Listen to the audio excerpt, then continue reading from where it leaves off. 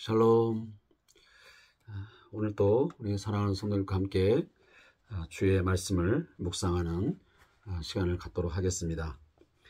주3교재 231페이지를 참고하시면서 우리 함께 큐티 시간을 시작하겠습니다. 먼저 잠깐 우리 하나님께 기도하고 말씀 묵상 시작하겠습니다.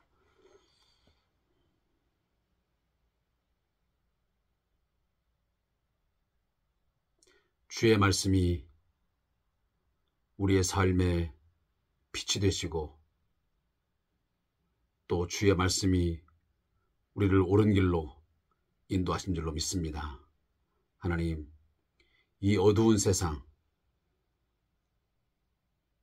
갈 길을 찾지 못하여 방황하고 헤매이는 이 시대 가운데서 오늘도 주의 말씀을 통해서 우리가 마땅히 행할 바를 말씀을 통해서 가르쳐 주시고 또한 하나님 앞에서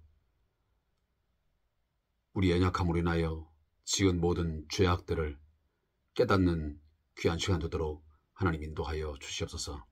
성령께서 우리의 마음을 시간도 주관하시고 다스려 주시옵소서. 예수님의 이름으로 기도합니다. 아멘.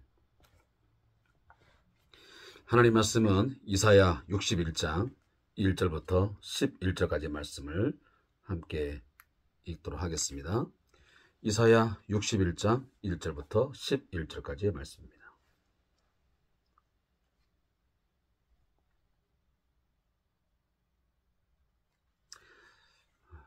말씀을 함께 읽도록 하겠습니다. 주 여호와의 영이 내게 내리셨으니 이는 여호와께서 내게 기름을 부으사 가난한 자에게 아름다운 소식을 전하게 하려 하심이라. 나를 보내사 마음이 상한 자를 고치며 포로된 자에게 자유를, 갇힌 자에게 노임을 선포하며 여호와의 은혜의 해와 우리 하나님의 보복의 날을 선포하여 모든 슬픈 자를 위로하되 무릇 시온에서 슬퍼하는 자에게 화관을 주어 그 죄를 대신하며 기쁨의 기름으로 그 슬픔을 대신하며 찬송의 옷으로 그 근심을 대신하시고 그들의 의의 나무 곧 여호와께서 심으신 그 영광을 나타낼 자라 일컬음을 받게 하려 하심이라. 그들은 오래 황폐하였던 곳을 다시 쌓을 것이며 옛부터 무너진 곳을 다시 일으킬 것이며 황폐한 성읍 곧 대대로 무너져 있던 것들을 중수할 것이며 외인은 서서 너희 양떼를 칠 것이요 이방 사람은 너희 농부와 포도원 지기가 될 것이나 오직 너희는 여호와의 제사장이라 일컬음을 받을 것이라. 사람들이 너희를 우리 하나님의 봉사자라 할 것이며 너희가 이방 나라들의 재물을 먹으며 그들의 영광을 얻어 자랑할 것이니라. 너희가 수치 대신에 보상을 배나 얻으며 능욕 대신에 몫으로 말미암아 즐거워할 것이라. 그리하여 그들의 땅에서 갑절이나 얻고 영원한 기쁨이 있으리라. 무릇 나 여호와는 정의를 사랑하며 불의의 강탈을 미워하여 성실히 그들에게 갚아주고 그들과 영원한 언약을 맺을 것이라. 그들의 자손을 문 나라 가운데에 그들의 후손을 만민 가운데 알리리니 무릇 이를 보는 자가 그들은 여호와께 복받은 자손이라 인정하리라. 내가 여호와로 말미암아 크게 기뻐하며 내 영혼이 나의 하나님으로 말미암아 즐거워하리니 이는 그가 구원의 옷을 내게 입히시며 공의의 겉옷을 내게 더하심이 신랑이 사모를 쓰며 신부가 자기 보석으로 단장함 갚게 하셨습니다. 땅이 싹을 내며 동산이 거기 뿌린 것을 움돋게 함같이 주 여호와께서 공의와 찬송을 모든 나라 앞에 솟아나게 하시리라. 아멘. 오늘 함께 읽은 본문의 말씀의 제목은 메시아의 사명과 그 결과입니다. 이 내용을 잠깐 요약한 것을 나누도록 하겠습니다. 이 본문은 여호와의 종, 메시아의 사명을 기술을 하고 있습니다. 여호와의 종으로서 메시아는 죄인을 구원하시며 슬픈 자를 위로하신다고 말씀합니다. 이스라엘은 황폐한 유다 땅을 중수하며 여호와의 제사장이 되어 외인을 인도할 것입니다. 또한 수치 대신에 보상을 받고 감격하여 여호와를 크게 찬양할 것이라고 예언하고 있습니다. 하나님은 여호와의 종, 다시 말하면 메시아를 통해서 이스라엘과 영원한 언약을 맺으실 것을 오늘 본문이 우리에게 가르쳐주고 있습니다. 우리는 그동안 계속 메시아에 관련된 이 본문을 함께 나누고 있습니다. 성경은 다른 책이 아니라 메시아를 통해서 하나님께서 보내신 메시아, 이 말을 좀 더 쉽게 설명하면 이 세상을, 죄와 죽음 아래 놓여진 이 세상을 구원하기 위하여 하나님께서 그 구원자를 보내시는데, 그 보내심을 받은 자가 누구냐 할 때에 바로 예수 그리스도이시다라는 것입니다. 그 예수 그리스도의 사역을 통해서, 그의 삶을 통해서 하나님은 모든 인류의 죄를 사하시고 죽음의 문제를 해결하심으로 완전한 구원의 은혜를 베푸실 것을 하나님께서는 성경을 통해서 거듭거듭 말씀하시고 계십니다. 그런데 이 메시아 예수 그리스도를 통해서 인류를, 죄와 죽음 아래 있는, 고통 가운데 있는 이 인류를 구원하신다고 하는 그 예언을 가장 확실하고도 그리고 반복적으로 말씀하는 내용이 이사야서입니다. 그래서 우리가 많은 성경에서 보면, 특별히 예수님도 그러시고 또 바울도 마찬가지고 디모데 등등등 많은 사도들이 예수님의 메시아됨, 예수님이 왜 진정한 구원자시냐, 하나님께서 보내신 유일한 구원자시냐, 죄와 죽음에서 우리를 건져주시기 위해서 하나님께서 보내신 메시아냐 라고 하는 것을 이 이사야서를 인용하시면서 많이 설명을 하고 있습니다. 그 이유는 이사야만큼 많은 부분에서 예수 그리스도의 메시아됨을 설명하는 구절이 그리 많지 않기 때문입니다. 특별히 60장, 이 이사야서 60장부터 66장까지의 내용을 보면 이 메시아를 통해서 예수 그리스도의 이 사역과 그의 삶을 통해서 완전한 하나님 나라의 회복, 하나님께서 통치하시고 다스림을 통해서 그 안에서 인류가 갖고 있던 이 죄 아래서의 모든 고통, 괴로움, 절망, 이런 것들을 완전히 다 제하여버리고 없애버리고 이제는 예수 그리스도의 십자가의 그 죽으심, 그가 부활하심을 통해서 그 안에서 이제는 더 이상 인간들이 죄 아래 있지 아니하고 하나님의 통치 아래 있음을 말미암아 슬픔이 변하여 기쁨이 되고, 그리고 모든 고통과 신음하는 소리가 변하여 찬송과 그리고 즐거움의 노래를 부르는 그러한 새로운 하나님의 나라, 그리고 하나님의 그 백성들이 세워지고 일으킴을 얻게 되어 온전한 하나님의 나라가 이 땅 위에 세워질 것을 말씀하고 있습니다. 따라서 이 세상 나라가 주와 그리스도의 나라가 되어 하나님, 살아계신 하나님과 그리고 진정한 구원자 메시아를 향하여 찬송과 영광과 존귀를 그에게 돌리게 될 것이라고 성경은 여러 번 말씀하고 있습니다. 이러한 맥락 속에서 볼 때에 이 이사야서 61장도 같은 내용을 담고 있습니다. 특별히 1절에 보니까 주 여호와의 영이 내게 내리셨으니 이는 여호와께서 내게 기름을 부으사 가난한 자에게 아름다운 소식을 전하게 하려 하심이라. 나를 보내사 마음이 상한 자를 고치시며 포른 자에게 자유를, 갇힌 자에게 노임을 선포하며 여호와의 은혜의 해와 우리 하나님의 보복의 날을 선포하여 모든 슬픈 자를 위로하되 라고 말씀합니다. 자, 이 내용은 여러분 누가복음에 보면 의사 누가는 예수님의 메시아 사역을 말씀할 때 이 본문을 인용하고 있습니다. 이사야서에 하나님께서 메시아를 보내게 되면 그에게 여호와의 영이 임하게 되는데 그 여호와의 영을 받게 된 그 메시아는 구체적으로 이 땅에 와서 이 세상에 와서 어떤 사역들을 감당할 것이냐, 어떤 사명을 감당할 것이냐 라고 했을 때 바로 이 본문을 인용합니다. 가난한 자에게 아름다운 소식을 전하고 그리고 나를 통해서 그 메시아를 통해서 마음이 상한 자를 고치고 포로된 자에게 자유를 주고 갇힌 자에게 노임을 선포하여 진정한 회복, 진정한 치유와 구원의 은혜를 베푸신다고 말씀하고 있습니다.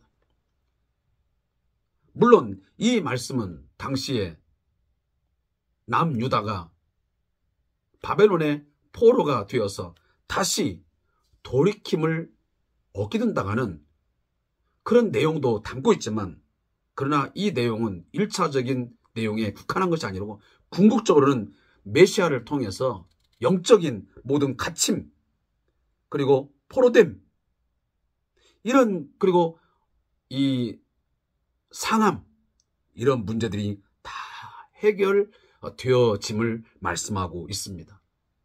사랑하는 성도 여러분, 오늘 우리의 삶 속에 육적으로 또 우리가 정신적으로 영적으로 왜 갇힘이 있고 왜 포로됨이 있고 마음이 상하고 많은 갈등과 괴로움과 고통이 이 세상에 존재하는 것입니까? 그것은 바로 죄 때문에 그 결과로 있게 된 것입니다. 이 세상에 죄가 있기 전에는 하나님께 인류가 순종하는 삶을 살아갈 때는 이러한 일들이 전혀 있지 않았습니다. 사람들이 무엇인가 갇혀있고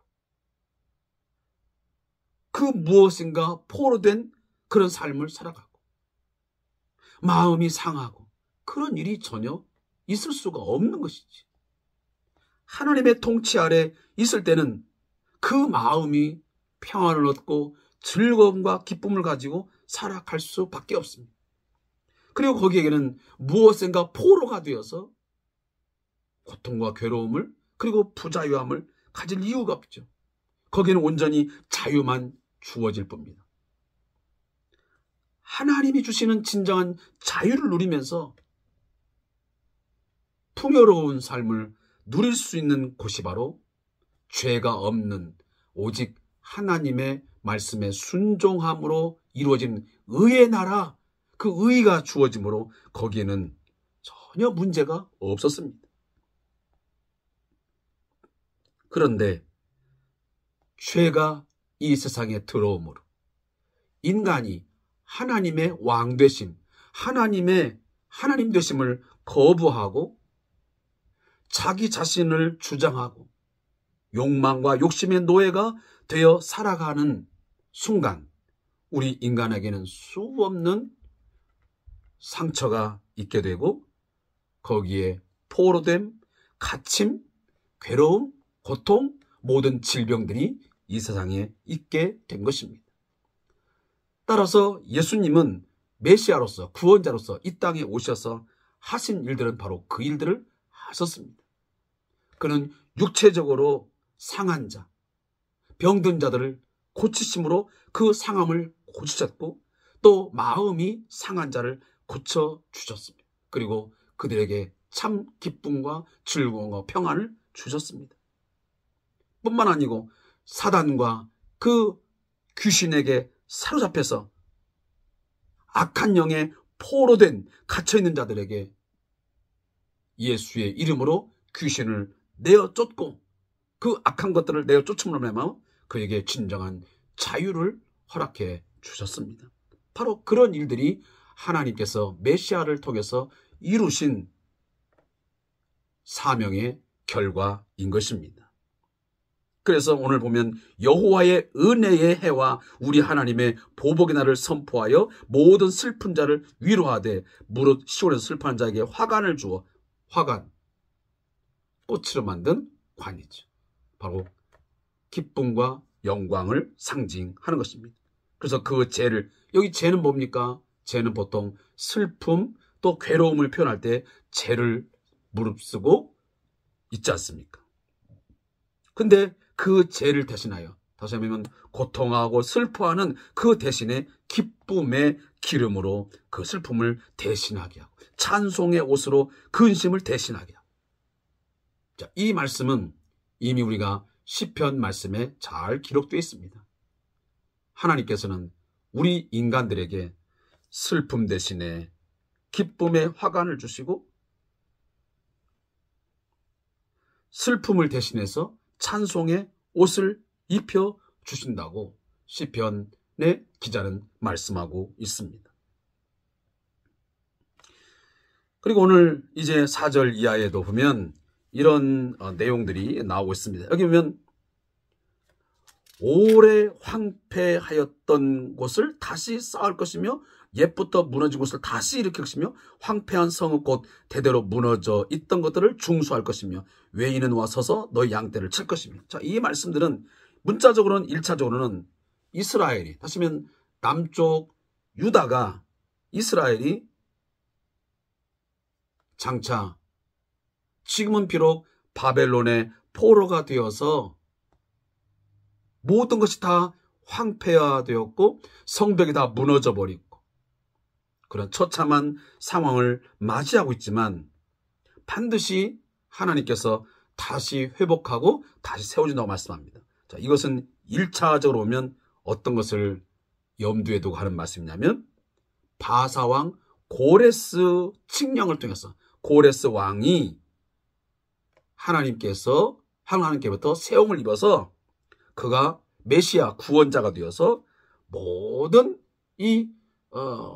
이스라엘 백성들, 다시 말하면 유다 백성들, 하나님 백성들을 고국으로 다시 돌아가게 해서 그 예루살렘 성을 재건할 것을 예언하는 내용입니다. 그리고 많은 이방인들이 와서 다시 말하면 이스라엘을 섬기게 될 것이라고 말씀합니다.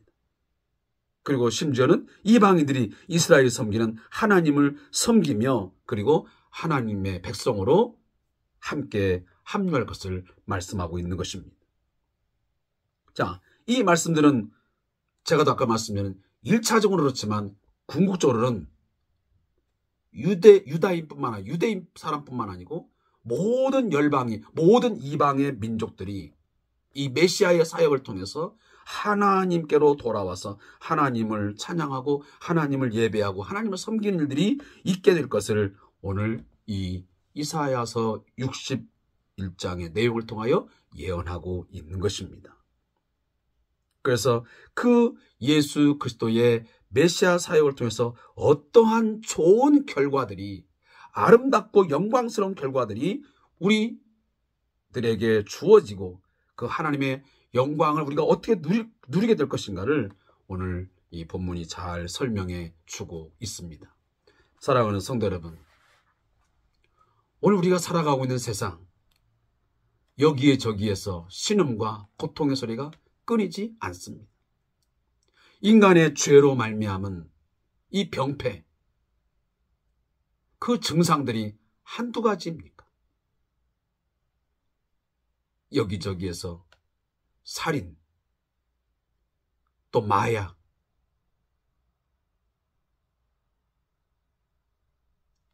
어떤 다툼, 분쟁, 전쟁, 또 많은 질병을 통한 고통의 소리, 절망의 소리. 인간들이 욕심의 노예가 되고 욕망의 노예가 되어서 살아감으로 인해서 이 세상은 정말 죄악이 관영한 우리의 대적 사단 마귀가 정말 왕노릇하는 같은 그런 세상이 되어져 있습니다. 그러나 우리는 확실하게 믿습니다. 이 세상에 이처럼 어둡고 슬픔이 있고 마음이 상하고 포로가 되어 있고 갇혀 있고 그런 세상이지만 반드시 하나님의 은혜의 해가 비춰지고 복음이 들어가고 그 복음이 역사하는 곳에는 예수 그리스도의 그 십자가의 은혜가 비춰지면 그 사람에게 역사하게 되면 거기에는 반드시 화관이 씌워지고 기쁨의 기름, 찬송의 옷 이런 역사가 있게 될 것을 믿습니다. 어둠이 빛을 이길 수는 없습니다. 절망이 소망을 이길 수는 없는 것입니다. 반드시 빛이 어두움을 정복할 것입니다. 우리가 가진 참된 소망이 지금 우리 안에 있는 모든 절망을 이기고 우리를 산 소망으로 인도하여 줄 것을 믿습니다.